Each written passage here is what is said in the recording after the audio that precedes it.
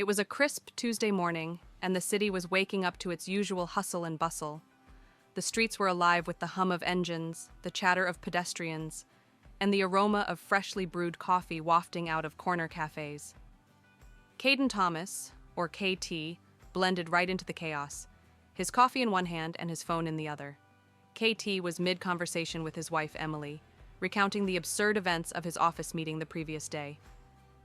"So then Carl suggested we use Comic Sans for the presentation," he said, rolling his eyes.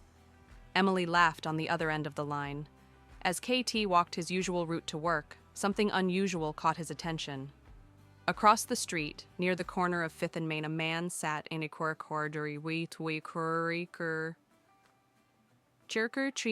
his clothes were tattered, his frame frail, and his surroundings littered with crumpled newspapers and bits of trash. The man seemed lost in a sea of motion, invisible to the world rushing past him. KT's voice faltered mid-sentence. He slowed his pace, his gaze locked on the solitary figure. "Hey, hold on a sec, babe," he said softly into the phone.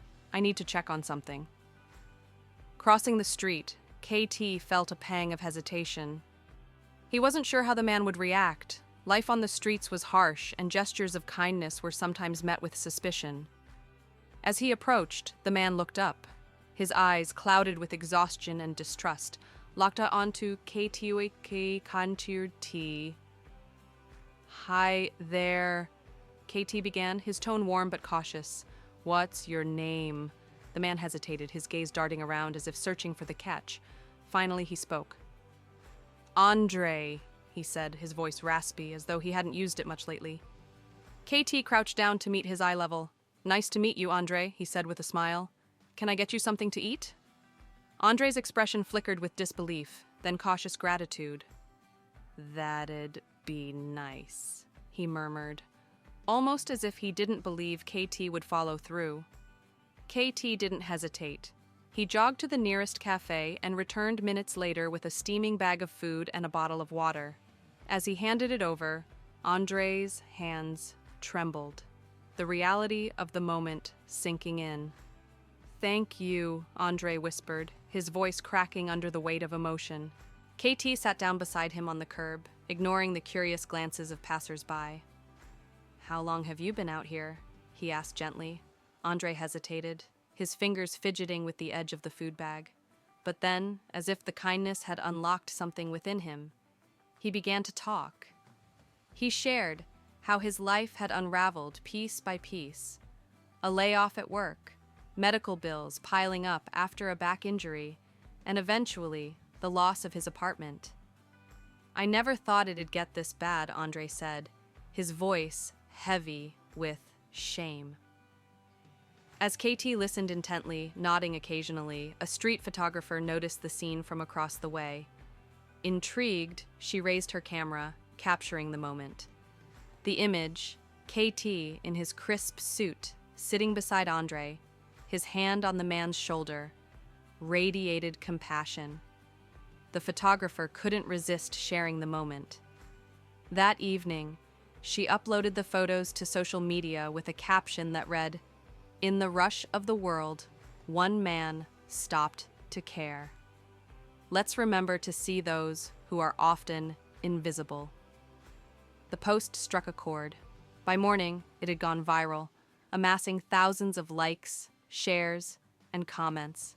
People from all walks of life chimed in with stories of their own acts of kindness or times when someone had helped them.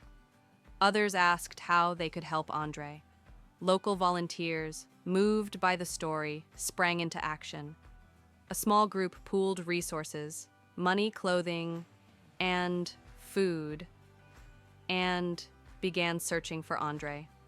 The photographer had mentioned the street corner where the encounter had taken place, so they headed there first. When they found Andre the next day, he was stunned. A group of strangers approached him with bags of supplies and warm smiles. They introduced themselves, explaining how KT's small act of kindness had inspired them. One volunteer, a social worker named Mia, crouched beside Andre. "We're here to help," she said, gently. "We'll get you to a shelter tonight, and we can start working on getting you back on your feet." Andre's eyes filled with tears. For years, he had felt invisible, forgotten by the world. But now, he was surrounded by people who cared, people who wanted to help. Meanwhile, KT watched the events unfold from afar, humbled by the impact of his simple gesture.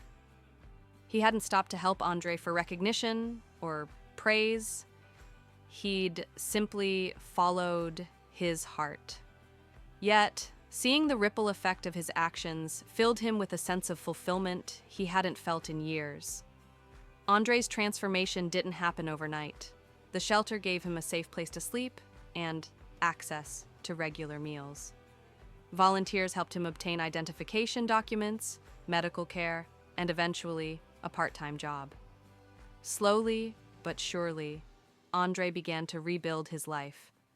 Months later, Andre stood before a small crowd at a local community center. He shared his story, his voice steady and strong.